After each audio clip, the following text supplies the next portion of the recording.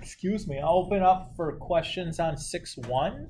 Does anybody have stuff? Luke? So for like 7 and 11, I got the right answers, but I kept getting negatives of them. Same. Yeah, I don't really know why. So do you mind running through 11?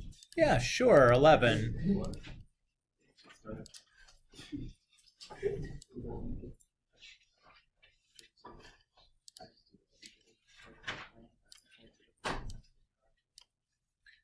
All right. So here's my two equations. And you'd want to start by graphing this because we have to see which one is on top of the other, right? So I'm going to just use my... Do you want to talk about graphing this by hand, or do you just want me to use some software to generate a picture? Let's use software. Okay. Again, I'm happy to talk about how you could go about doing it by hand, but if we're mostly interested in the calculus part, I will just sheet and draw myself a nice picture here. Oops. So there's that. Go get rid of that part. Drop that in here.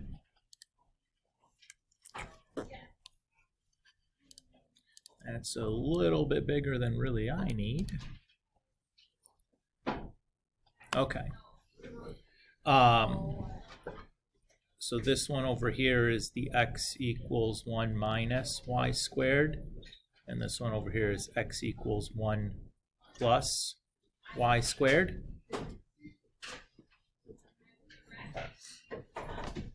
Okay with this? Now, I would integrate from, with respect to y's, and go from -1 to +1. Since the function on the left doesn't change as I go, and the function on the right doesn't change.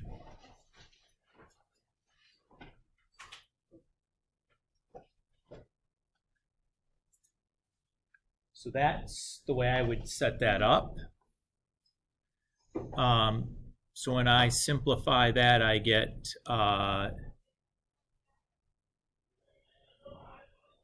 -2y squared dy.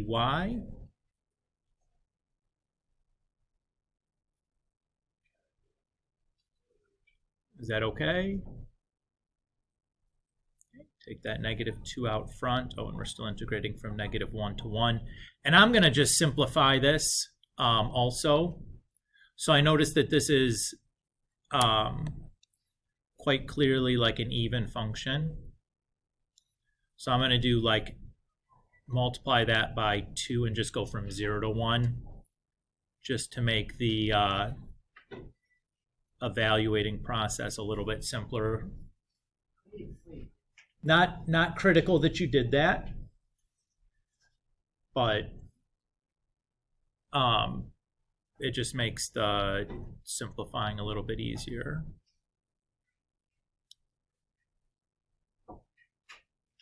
Why? Can you explain how that works?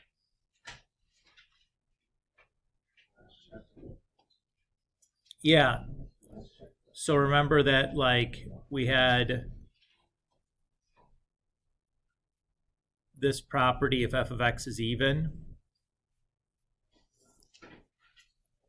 That was a chapter 5 theorem.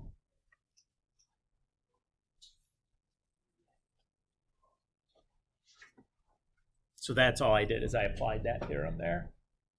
So I get the -4. Yeah, I pulled the -2 out front, and then I times it by 2.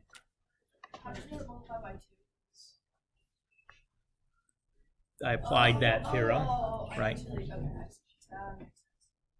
Okay. Okay. Can you explain how you determine your bounds for that one, the -1 and 1? Yeah, I mean, I could. Like, what is the area? Well, that's kind of what confusing. Oh, okay. The whole, like, So we're looking for like that region right there. Oh, how? So I knew that to find the y coordinate where they're equal,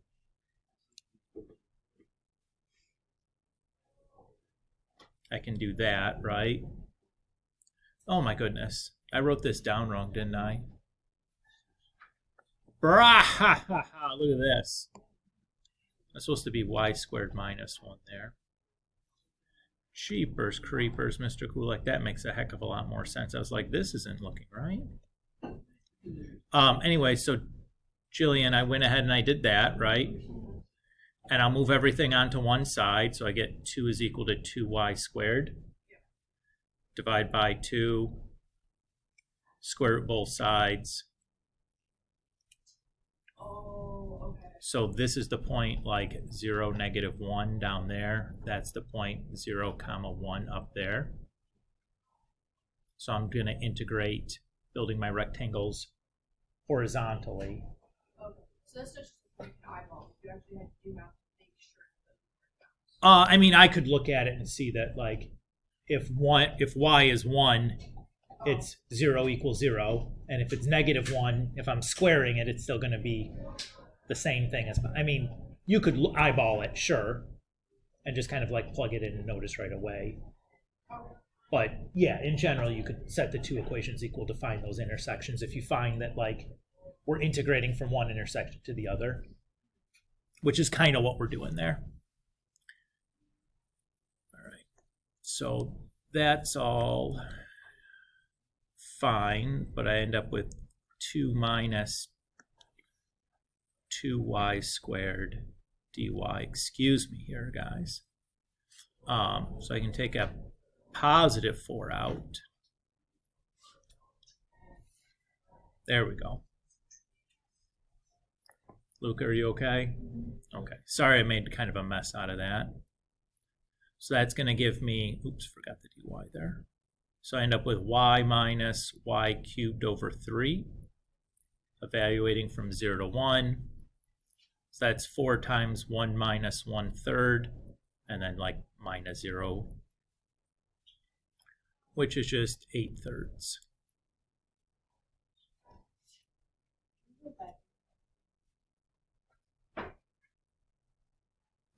Is that little enough?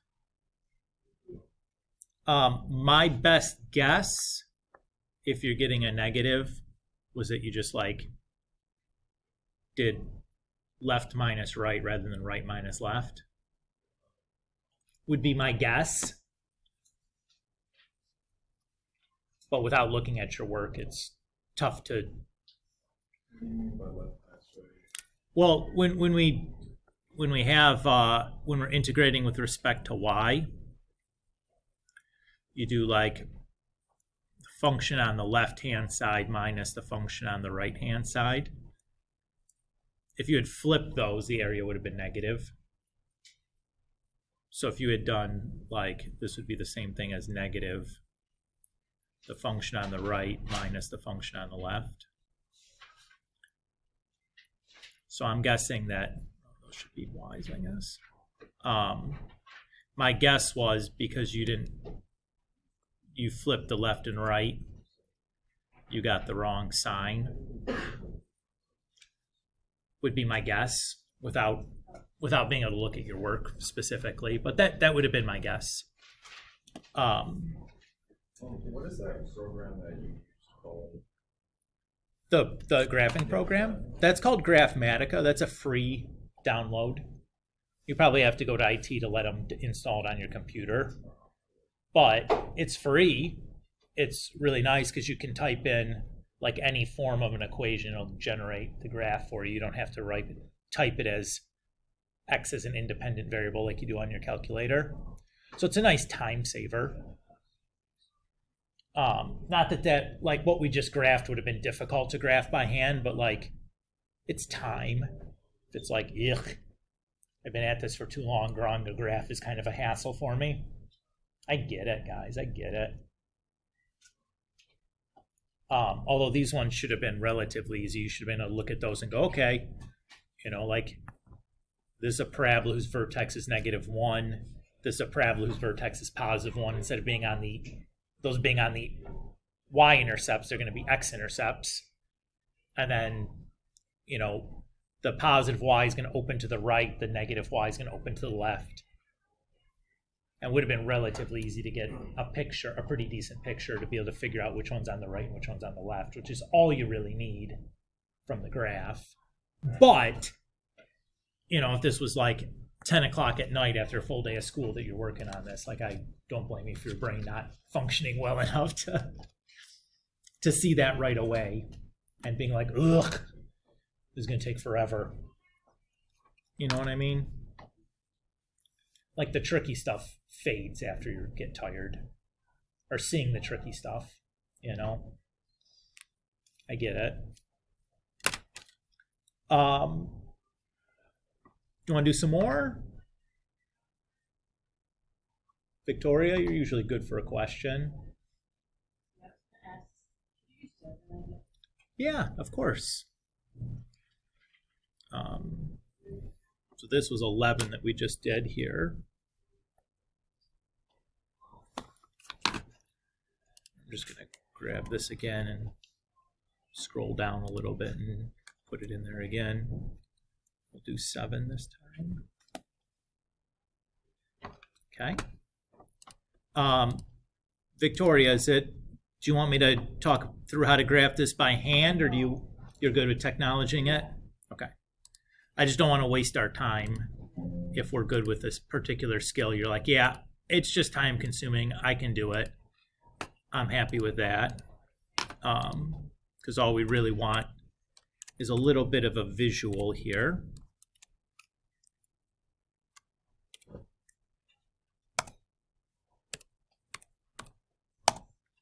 Oops. 7 equals x. Come on, Mr. Gulick. That's crazy talk.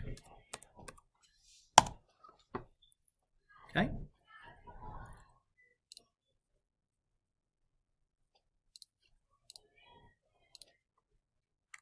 Bloop. I'll shrink that guy down.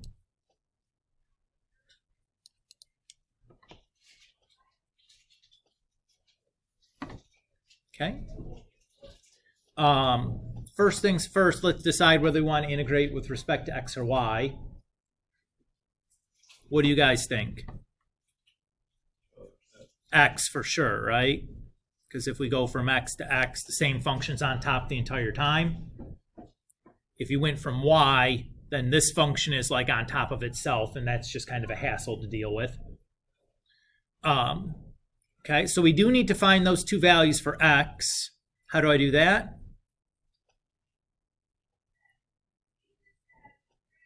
I need to set those two things equal to each other, right?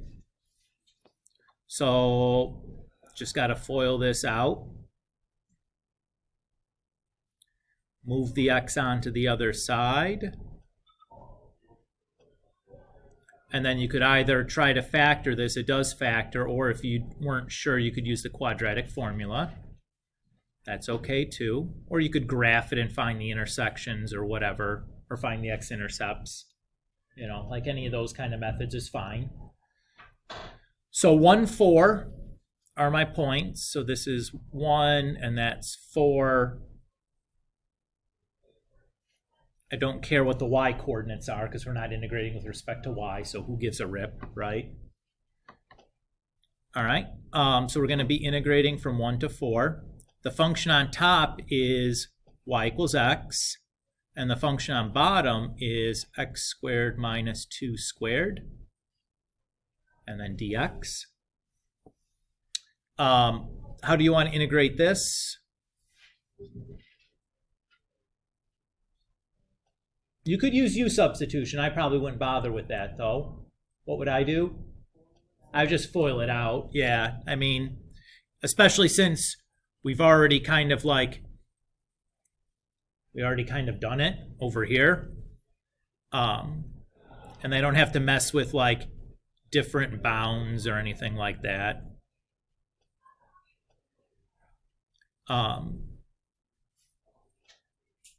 Notice all the signs are flipped because there's a negative sign in front of what I was foiling out. That's why everything is different sign. And I did the combining of like terms and everything already. So antiderivatives.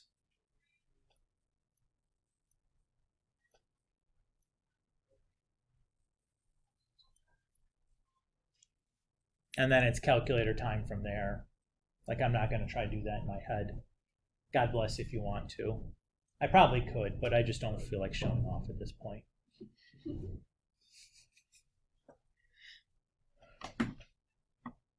Victoria, does that feel okay? You're good from here? Yeah. Sure. In general, once you get to the calculus part, that these should be pretty easy, right? The integrals that you're doing at the end are not tough. The hard part is really kind of making sure everything is set up appropriately and really deciding whether you should be integrating with respect to x or y. But this should have been relatively an easy section. Like, these should have gone relatively quickly and not had to like really rack your brains about like kind of what to do, especially following what we just followed, right? Where we got a lot of integration practice coming into this. Okay. We can always circle back and take more questions as more of us have had a chance to pick away at the homework a little bit further and we find things that we're getting stuck on. But I'm going to move on into section 2 today. So section 2's, I'm not going to lie, is kind of tough. And what makes it kind of tough is that it's massively helpful if you have a really good three-dimensional imagination. So if you can take something that's flat on a sheet of paper and imagine it, what it's going to look like in 3 dimensions after we kind of project it, that's pretty helpful. And that's not a natural skill that we've had to practice at any point, probably outside of like an art classroom. Or maybe if you're in CAD. I think in CAD you do kind of the same kind of things. So if you took CAD, the CAD computer class, that might be helpful here as well. So what we're going to be talking about is now using an integral to calculate volumes for figures. So if we go back to like our basic old geometry class, the volume for a most of our three-dimensional solids is area of the base times the height, right? Unless they're like tapering down or something. So like I gave a couple of examples here. We have some like irregularly shaped cylinder. To do that, we're just going to calculate the area of that semicircle base times the height. Regular old cylinder we know is pi r squared h. A box is the area of the base, length times width, times the height. But what if we have some crazy looking thing like this?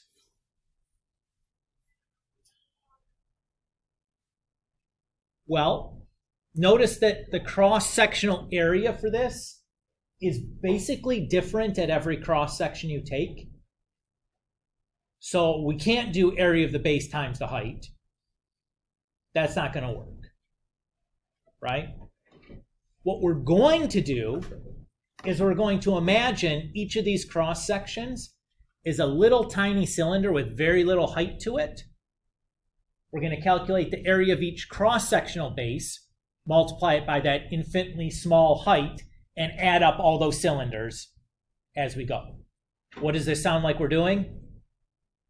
Integration, right? This is textbook what we did for integration, except instead of using rectangles, we're using like a cylinder, right? So that's the idea. So again, we're just kind of slicing from A to B. At each new value of x, our cross-sectional area is changing. That's not a big deal, though, because it's going to be changing in a uniform way. And then we're going to take the height of each cylinder as a delta x. So we can approximate the volume by just adding up those cylinders. And if we make those cylinders infinitely small, it just becomes an integral.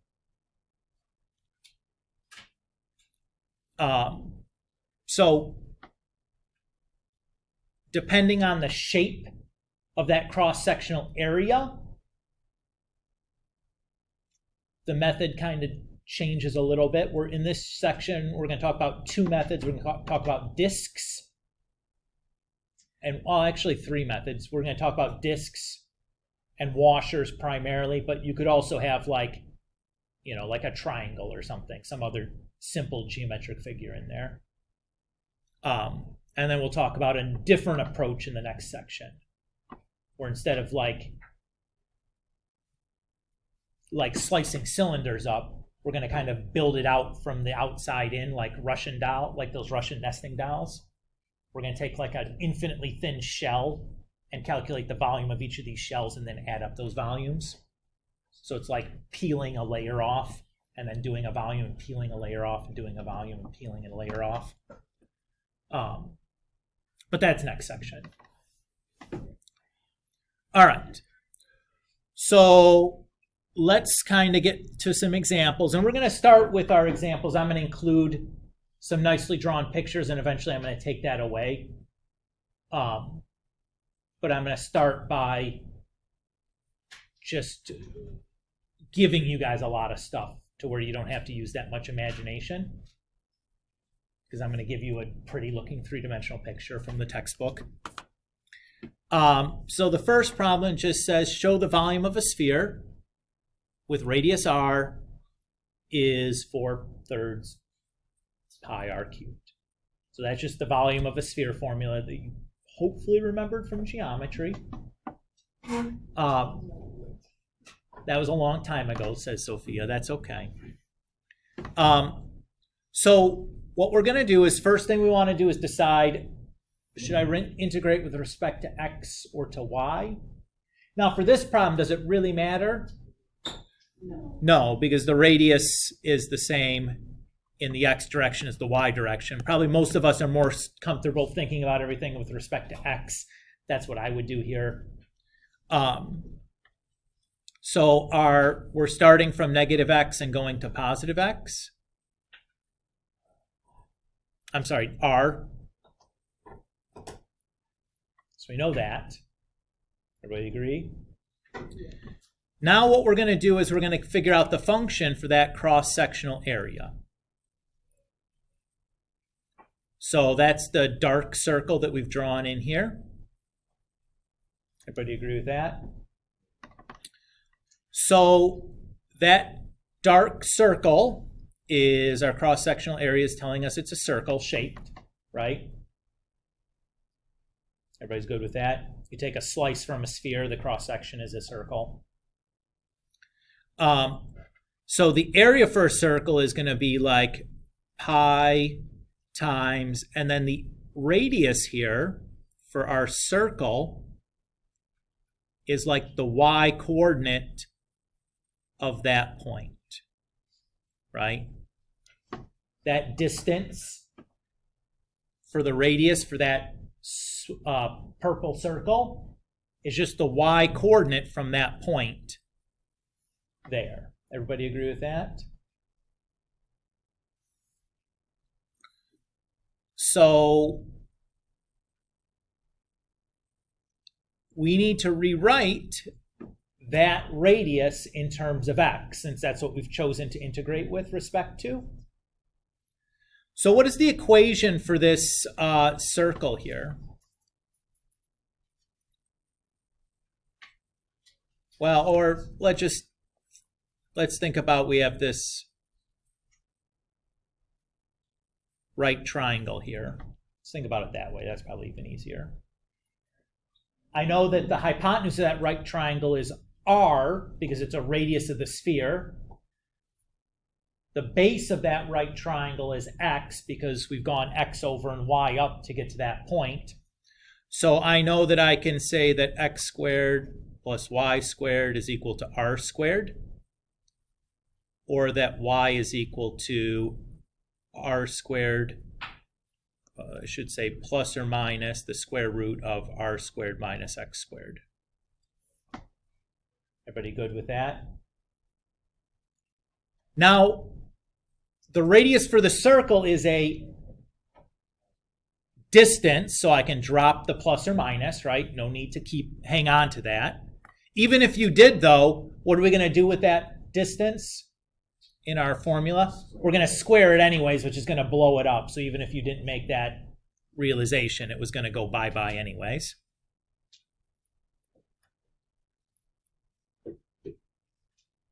So our area formula then is pi times radius squared minus x squared.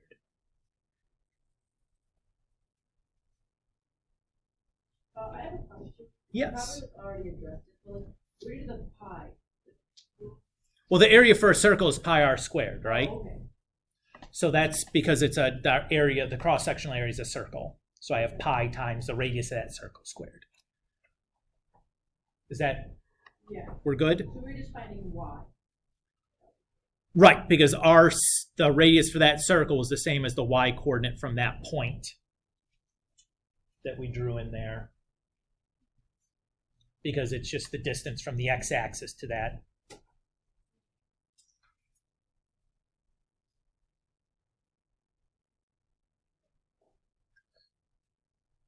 The radius for the small circle, not the big.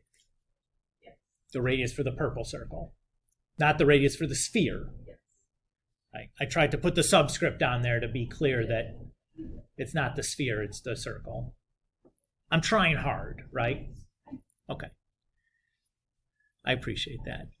So let's now start putting this together. As I'm putting this together, I can use that same shortcut. Notice that this sphere is symmetric about the origin, that the left-hand side of it with respect to the y-axis is the same as the right-hand side of it.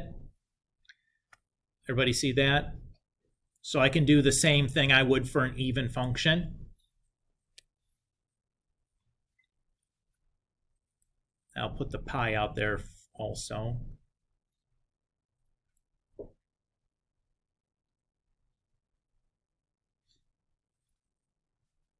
Again, is it critical that you do that? No, but it saves us just like a little bit of hassle when it comes to doing the definite integral part. When we have to substitute those values in. 0 is massively easier to work with subbing stuff in than anything else. So if I can put a 0 there, I want to put a 0 there. All right, antiderivative time. The antiderivative of r squared is just x. And the derivative of x, or the antiderivative of x squared is x cubed over 3.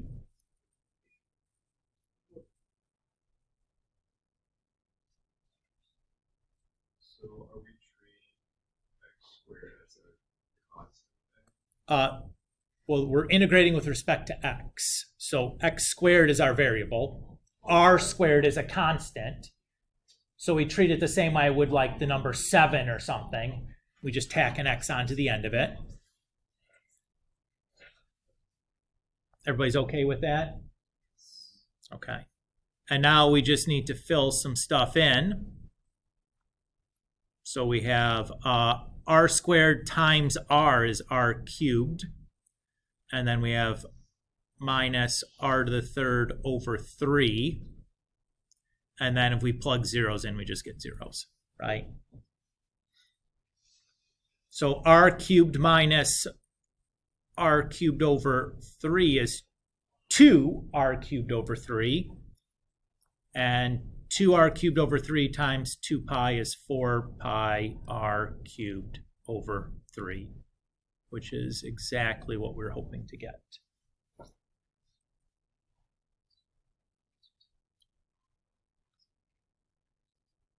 Jack? Okay.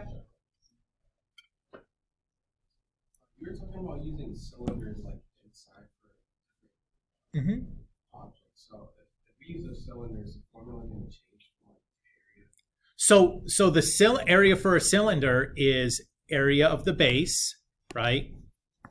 Which was this, times the height of our cylinder, which is an infinitely small height, dx. So we did a cylinder here because we just did area of base times height as our figure. Does that, you see it now? So the sneaky part is that dx is our height. So just all we really care about is coming up with an area for the base, and then we throw it into our integral and integrate. So it's just that cross-sectional area that we really care about. All right, let's do another. So, Yeah. Can you scroll up to a bit to the where it says the disk method? Yeah. Yeah. So in that diagram, wouldn't your base be xi, right? So it's going to be, it would be like the area of that thing. So that's your base. Yeah. So then your height is kind of. So so what we say is at some point xi or xi star, when we do the area of the cross section at that point, we call that A of xi star. So that's like the cross sectional area of the base. And then the width is that delta x, or the height of our cylinder is that delta x, which is just like from xi minus 1 to xi plus 1 or whatever. Does that feel okay there?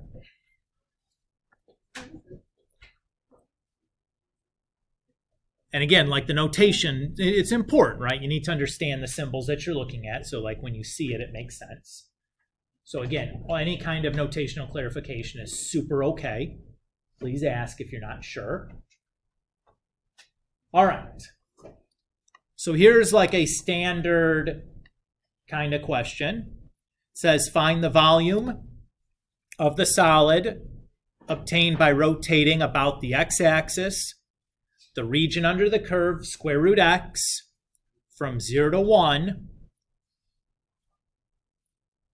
So here's our graph of y equals square root of x from 0 to 1, and we just like closed it at 1, right? So that's the area. And we're going to be rotating that figure about the x-axis and making a volume out of that. So the result is the figure on the right, this kind of hemisphere-shaped thing. So you get that, the thing on the right, the thing on the left?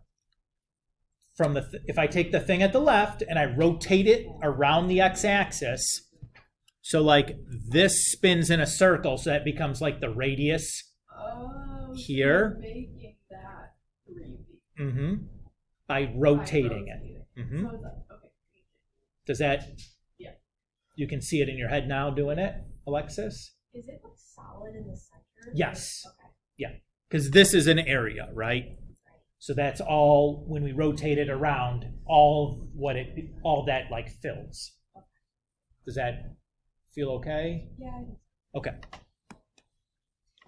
All right. So this is like my three-dimensional shape, right? On the right. So if I take some cross section from the middle, that is going to have the shape of a circle, right? The cross section. I mean, we're building a cylinder, yes, but the area of the base is a circle. Hopefully it's pretty clear that we're going to be integrating from what two values? 0 to 1. And with respect to x or y. Definitely x, right? I would not want to do y in this case. How do you know when you would want to do X? Just when you wouldn't want to do X? So here's what I would say, Sophia. The easiest way, and this is not 100%, but it'll be like nearly that for the kind of stuff you're being asked to do. If we're rotating about the x-axis or a horizontal axis, probably going to integrate with respect to x. If it's about a vertical axis, probably y. That's not like it doesn't have to be that way. That's not hard and fast, but like it's a pretty good assumption to make.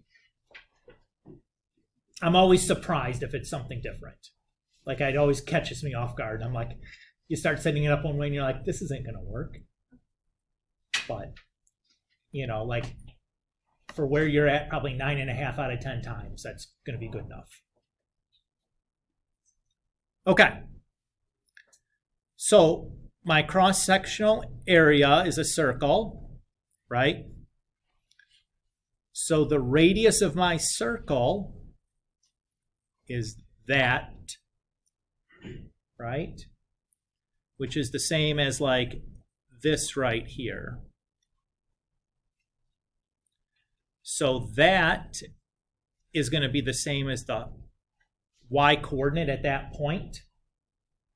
Everybody agree with that? So the y coordinate at that point is, well, the function is y equals square root of x, so the y coordinate is the square root of x. So our circle is pi rc squared, and in this case, rc is the square root of x.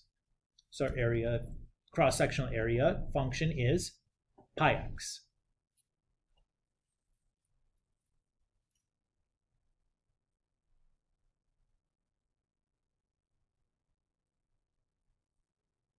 Is that okay? All right. Yes, Tate. So the R, let's see this. You said the cross-sectional area. That's the radius for the circle, which is our cross-sectional area. Okay. And is that like given to you, or do you have to like find it? I kind of had to figure it out. Now, a lot of the cases, it's going to be just the same thing as the function that's given to you. Okay. But it doesn't have to be. So it is important that you're like drawing your picture and kind of thinking about it. As we go on, we're going to see examples where it's not just the function, that we had to do a little bit of thinking about it to come up with that. Luke? Could you take any cross-section area to find these values? Yeah, because all the cross sections are going to be the same shape. They're all going to be a circle, right? Any cross-sectional area perpendicular to the x-axis is going to be a circle. And the circles always, that cross-sectional area will always be, the radius will be to the y coordinate of the point for the x that we picked. So like we picked, like this is like our xi star down here. So this would be like, the y coordinate for xi star. It's just going to be the radius. Is that okay? So regardless of kind of where I drew that, it's going to be the same value, or the same function anyways, I should say. Okay, so antiderivative time.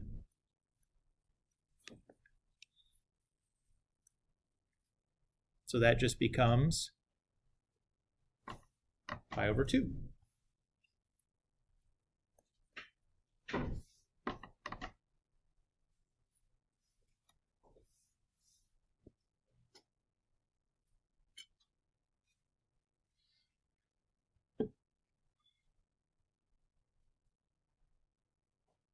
Again, the integral, super easy there, right?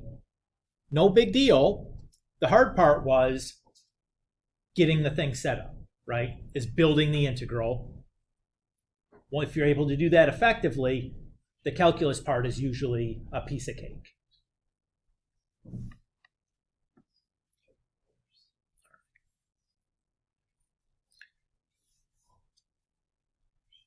So let's take a look at this one.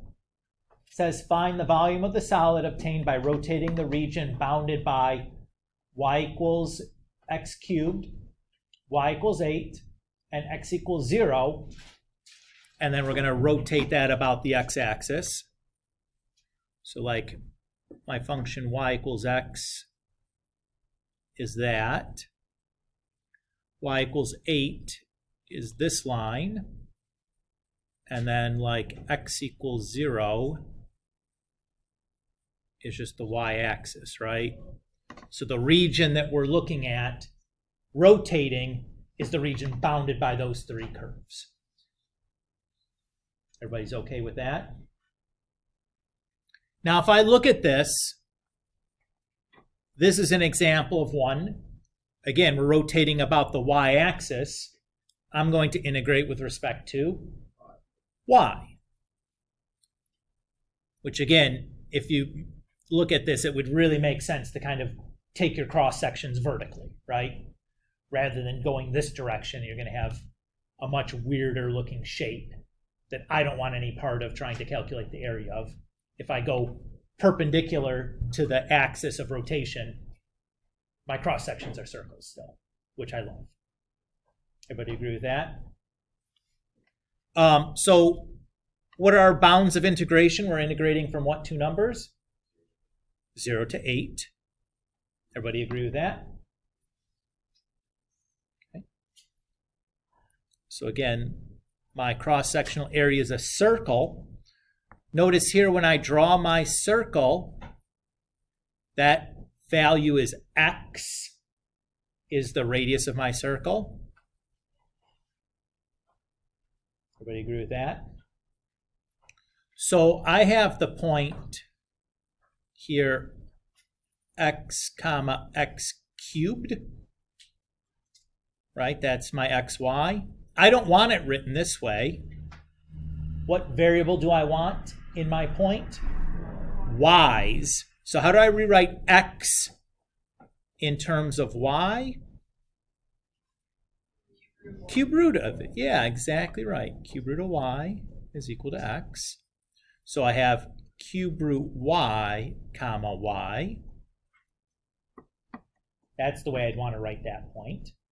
Why would it not be the opposite? Why? Because x, the x coordinate is cube root y. The y coordinate is just y in that case, right?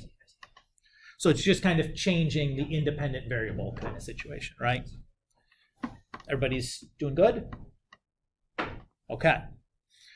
So we're going to have pi and then cube root y squared as our area.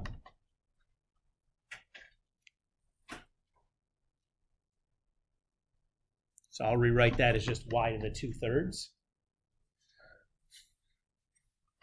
And then we're all good. So the integral of y to the 2/3 is y to the 5/3, and the coefficient is 3/5. Great. From 0 to 8. So cube root of 8 is 2. 2 to the 5th is 32. 32 times 3 is 96 over 5. And oops, we should write minus 0. And that's going to be 96 pi over 5 then. I think that's right. Guess I could pull up the example problem. Yup, good.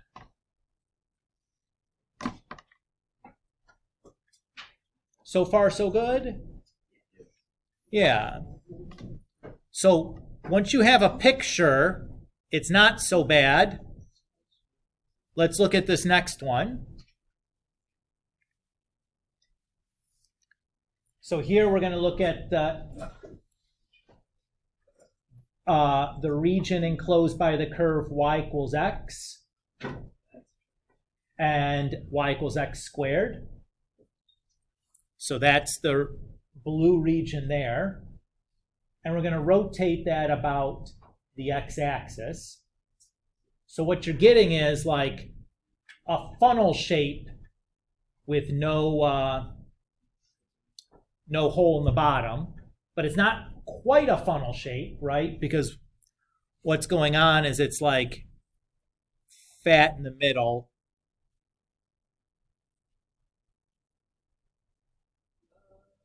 Right? You can kind of see that, where it's got like a bulge in the middle. It's like, you remember the Sorry game? Like the little pieces on the Sorry board? It's like the negative space in there is like the shape of one of those little Sorry pieces or something.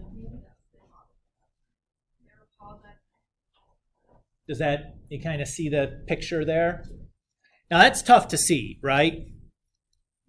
Now, if I take a cross section of this, I'm going to get this shape over here, right? It's going to be a ring. Everybody kind of see that? How do I calculate an area for a ring like that? Yeah, area of the outside minus area of the inside. Everybody agree with that? So those are both circles, right?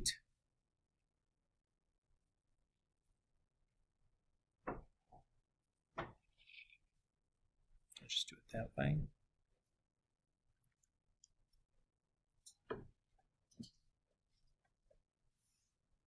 And I guess we should have mentioned that we're integrating with respect to x here. Hopefully everybody's feels good about that.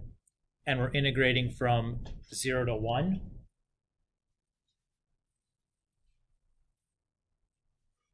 What if you weren't given that in the picture? How would you find the 0 to 1? Set those equal to each other and solve. Yep, that's exactly right. Okay. Wait, for the area, is it area of the outside or just area of the whole thing minus the area? So that's area of the outside. So So like you're talking about the area of a circle with this radius, right, so and then minus minus the area. the empty circle. Yep. So however you want to think about that, I think about it as like the outer circle minus the inner circle is the way I think about it, or the notation I'm using, but that's what we're talking about. Yeah. So let's figure out then, if we go to our picture and I have some point x here, that's the radius for the washer, right? Everybody agree with that? That radius is going to be the same as this distance minus this distance, right? The distance from the top function minus the bottom function. Everybody agree with that? So the top function was, we'll call the radius of the outside, and the bottom we'll call the radius of the inside. The top function is the straight line, that's x, right? Because we're using the y coordinate. So this is the point like x comma y. And down here, this is the point x comma x squared. Or I should just say x comma x. And that's x comma x squared down there. Boy, it's getting compressed in here. My picture wasn't big enough.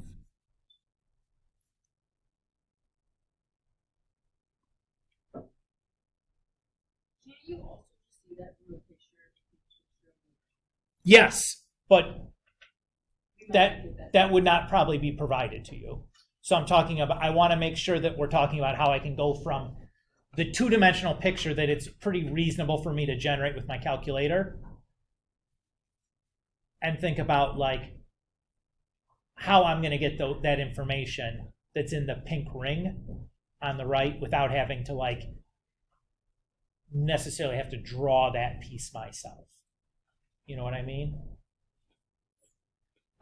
Okay. So this then became pi x squared minus x squared squared. I have a question then. Mhm. Without looking at the picture, then like how did you know that x was the outside? Well, see, it's the straight line. Okay. So I know that's the y equals x. The curved line has to be y equals x squared. Okay. I would have also observed that from graphing and just seeing which one came in first and which one came in second. Oh yeah. Or I could have used like the thick line for the other one and it would have been made it easy to tell them apart. Sophia. Always get the y equals x, the y equals x. Because that will always be given. Yeah, I mean, it was part of the problem.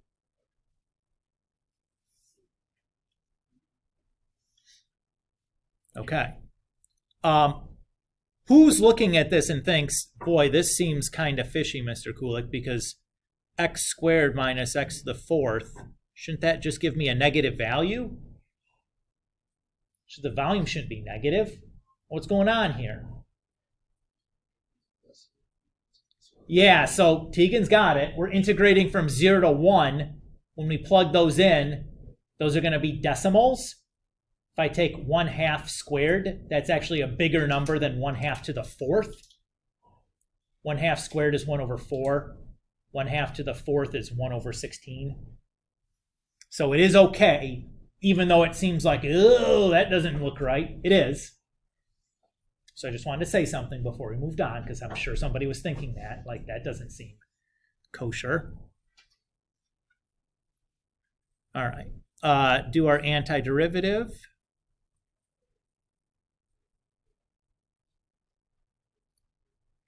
Evaluate from 0 to 1. 1/3 minus 1/5 is 2/15.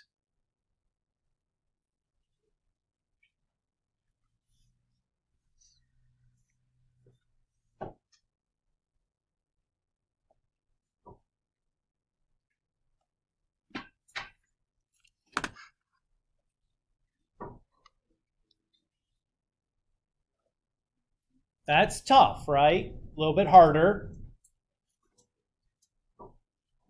Because now we have this ring possibility in here, right? And again, when we have that kind of thing, we call that the washer method, because the cross-sectional looks like a washer. Like the thing you make that goes around a screw or whatever, that kind of washer, not like a dishwasher. All right. Find the volume of the solid obtained by rotating the region in example 4. So that was, again, y equals x and y equals x squared. About the line y equals 2.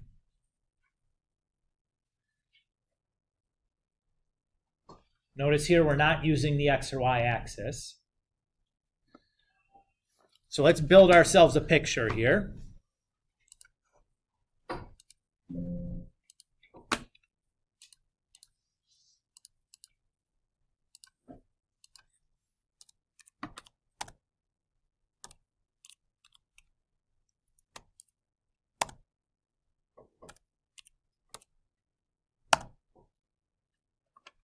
Okay.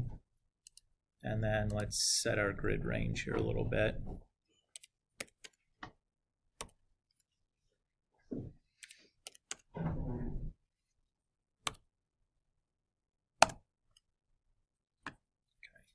That seems all right. So I'll drop that in. And then have to shrink it down because Lord knows that is a big mama jamma there. All right.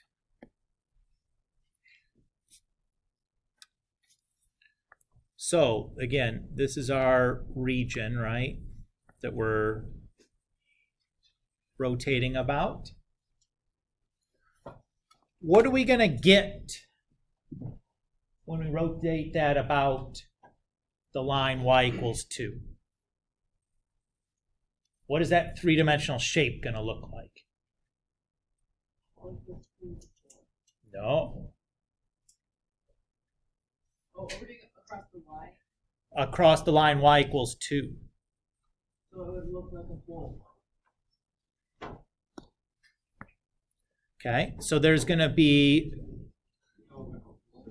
you're going to have a hole there and a hole there, right? So it's going to be like a pipe. The inside of your pipe is going to have a flat side, and then like the outside of it's going to be kind of like curved. Made a different outline.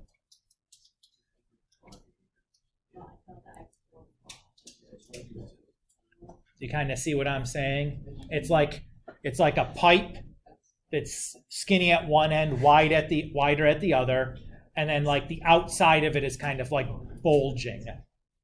The inside surface is a straight tube, though. So it's like one of those, yeah. It's like one of those balls that you go in and bump into people. Yeah, sure. Oh, do you know what I'm talking about? That's good. No, do you know what I'm talking about? No, Yes. but if you do, that's the important thing. Wait, Jillian, do you know? Yes, I know what you're talking about. That's good. Is it a big hamster ball? Yeah. Okay. Sounds like this is a thing that you guys all have experience with that I don't, which is great. I'm glad you have a frame of reference for what we're looking at. Yes. Did you guys see kind of how I came up with the shape, though, by looking at the flat two-dimensional piece? I generated it myself. I did it in Graphmatica. That's okay. You can do that. Everybody's okay with the picture here? So my cross section is going to be a washer, right?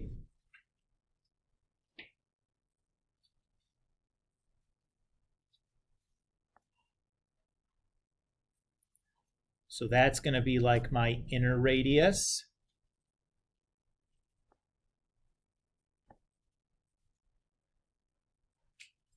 And that would be like my outer radius, right? Can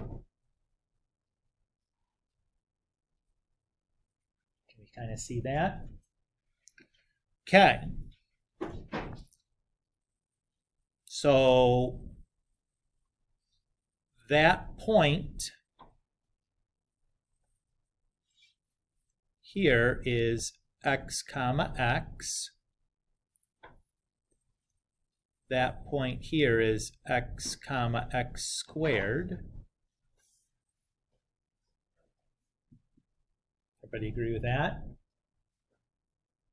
But what is the length for R0 or R outer? Paul, what was that? 2 minus x squared. Excellent. And what's the radius for R inner then? 2 minus x.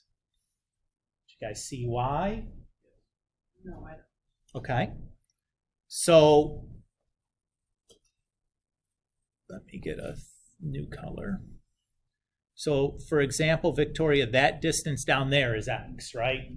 The distance from the x-axis up to that point is the value of the y-coordinate. This distance is 2. Okay.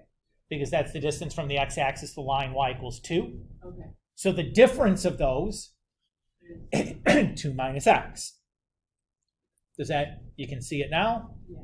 Okay. All right. So again, hopefully nobody's surprising. We're integrating from 0 to 1.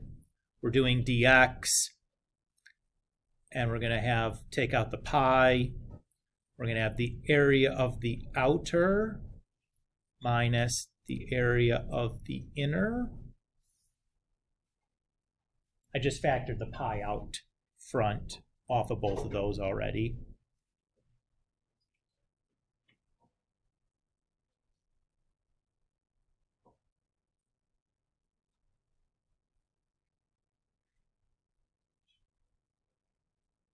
How do you want to do that integral?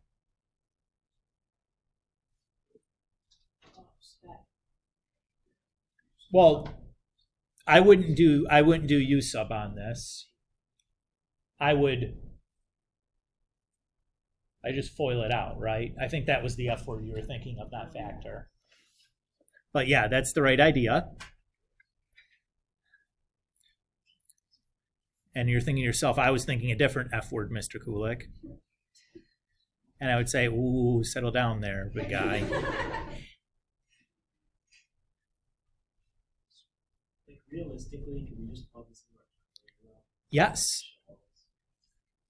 Yeah, I mean, the point of this is that, like, we don't know where this is going to fall on an AP exam. Yeah, okay, Right, so that's true. I'm always going to, on these types of problems, going to practice doing the whole thing so that if there's like neat tricks and stuff that you need to see, we'll like get a chance to see them and talk about them and what you can do to kind of simplify this process and how to do these things so that we never get too far away from it. But yes, if this was in the calculator section, I would not do any integrals by hand. If I have the calculator, I would type it in my calculator, fn int, do this. I'm not having any part of doing this. I don't have time, right? So the 4 and the -4 cancel out. We can probably combine some like terms there. So I have x to the 4th minus 5x squared plus 4x. And now I'll do my antiderivative.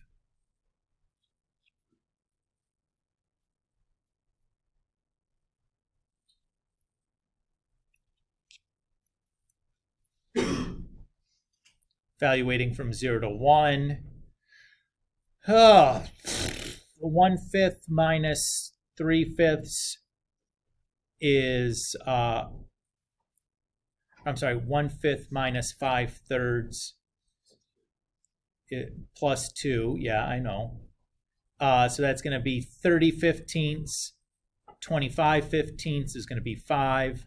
And then 3 more 15ths is going to be 8 pi over 15, I think. Yeah, good. Fractions are hard, guys. Well, at least like mental math fractions at 9:13 in the morning.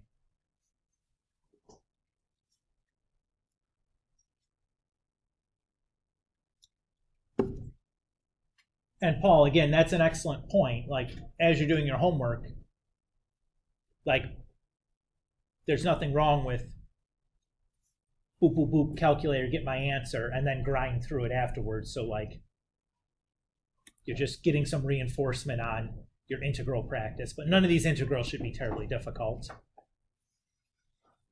All right. Couple more examples. Okay. So, again, same situation.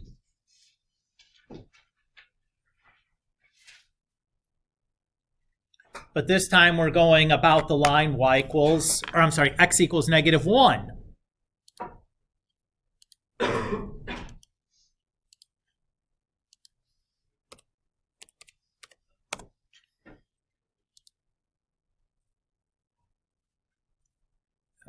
Where's that?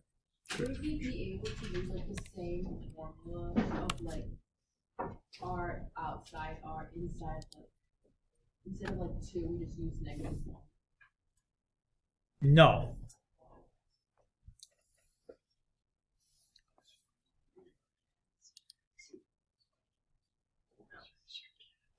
And why is that? It's going to be a different shape. And what else happened here that we need to be careful about? We're rotating about a vertical axis. So I'm going to be doing a dy here. So it's going to be, things are going to look quite a bit different. Again, this is my region. So that was 0, 0. That's 1, 1. What are we gonna get here? What's the three-dimensional shape gonna look like?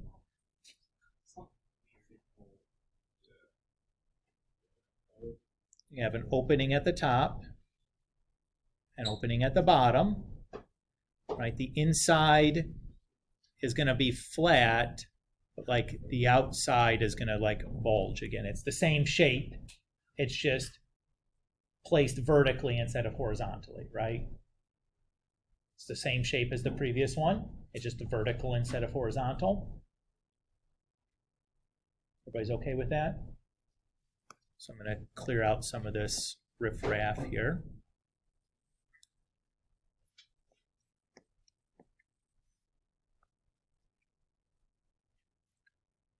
So for some x, that's the radius for the inside.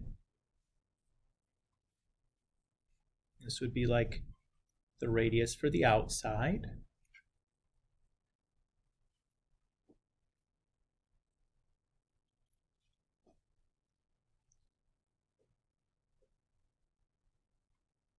Okay.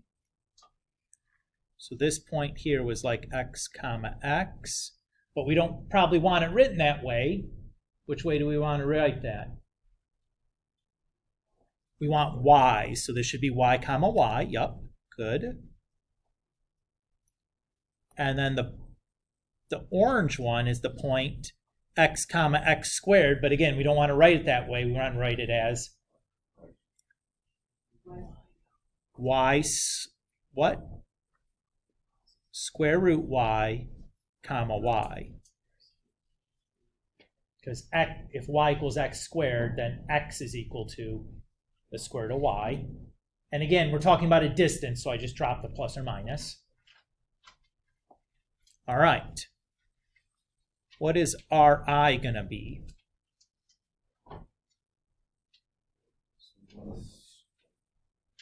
One plus y.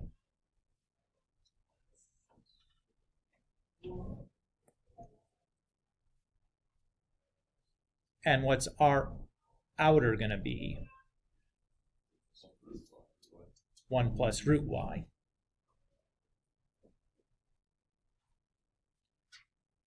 Do you guys see it, or do we need to? Well, it's a distance. That's 1 unit of distance. It's a radius, not a value. It's a distance, so it's from 0 to y, the distance is y, and then from 0, wait, sorry, yeah, like, okay. So we have 1 unit from -1 back to the y-axis, and then we have y, the x-coordinate distance from the y-axis to the point. Oh.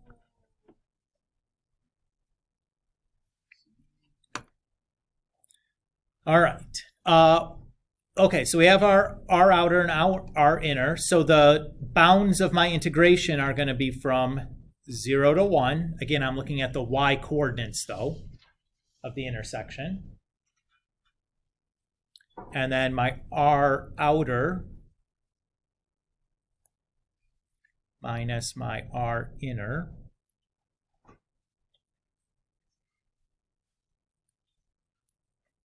But why is it outer first? It's like that one's on, not on the top. Because we're looking left to right. So we're looking, the outer is the right side. You know what I mean? Victoria? Yes. Okay. All right. How am I going to integrate this?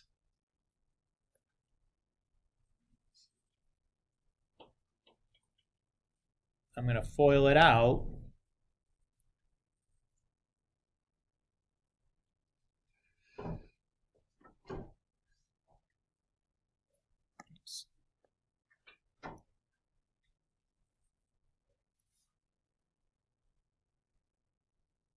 Oh, that shouldn't be y squared. That should just be y. Excuse me. And then we'll combine some like terms. So I have 2 square root y's. I'm going to write that as just y to the 1/2, though. And then I have 1 minus y. And then I have minus y squared dy.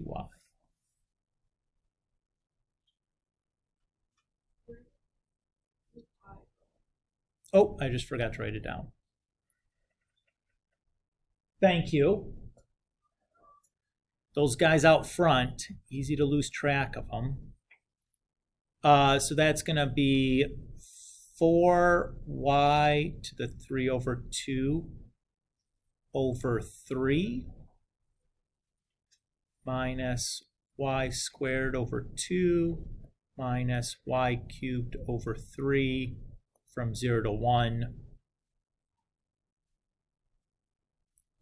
which is just 1/2, or pi over 2, I guess. 4/3 minus 1/3 is 1 minus a half is a half. And then the minus the zeros are just zeros.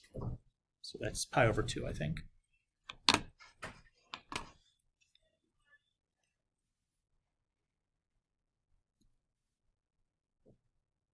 Everybody's okay? Again, take the setup slow. It's very easy to like make a mistake, draw some pictures, really get a good feel for what your radii are. I got one more example, I think. Yeah. Oh, I guess there's two. We're only going to do this next one. I think we're going to skip that last one. All right. So here it says we have a circular base of radius 1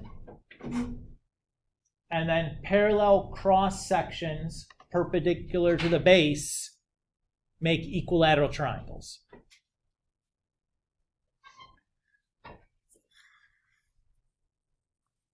And we want to find the volume of this solid.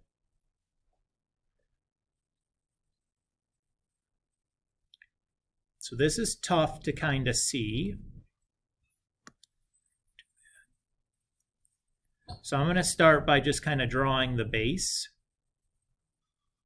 So it says the base is a circle with radius 1. So I know that, right? And if I take some cross section here, so I'm going to slice there. I'm going to call that S,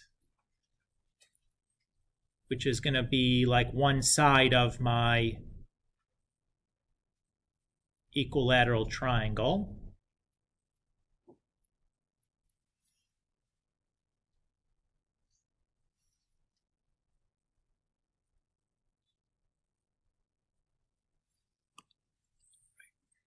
We use too many deltas, I'll write out triangle. So first things first, obviously I could integrate with either respect to x or y pretty easily, right? Since the base is a circle, it's centered at the origin, it doesn't really matter. Let's use x's.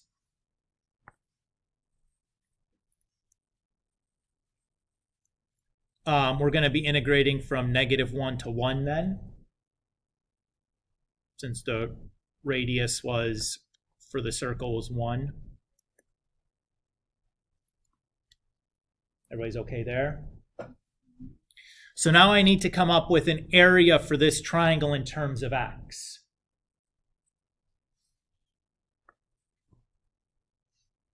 So if this is the point xy, S is 2y, right? Okay. And I know y is going to be 1 minus x squared, square rooted.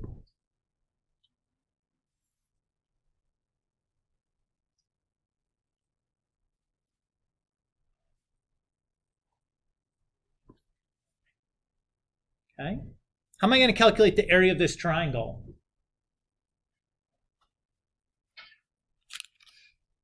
What's my formulas? 1/2 base times height. I don't want to use that one. Why not? I don't have a height. What other area formulas do you remember for a triangle?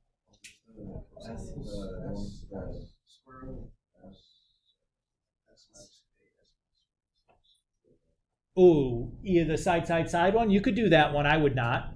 I'd use 1/2 AB sine C.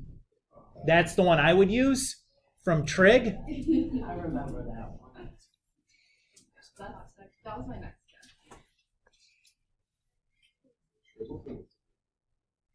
Yeah. I don't remember what I said.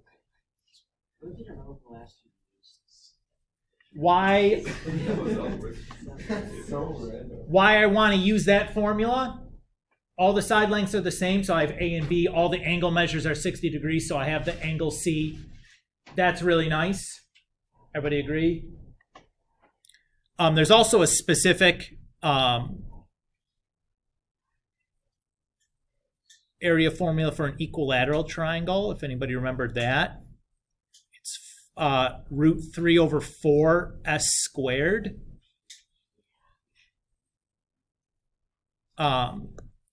Which you're going to find that is exactly what we get when we do 1/2 AB sine C. So sine of 60 degrees is, anybody remember? Root 3 over 2, excellent. So look at what we're getting with the 1/2 times the root 3 over 2 is root 3 over 4, and then we have side squared here.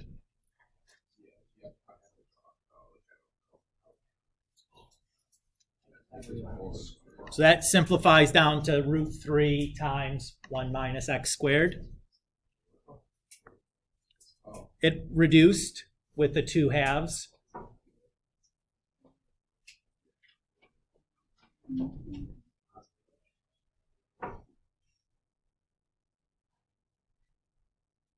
And I'm going to use my even function trick to do that.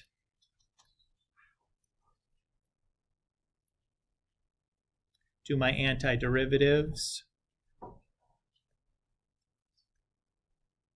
So I end up with 4 pi over 3 over 3. Or 4 root 3 over 3.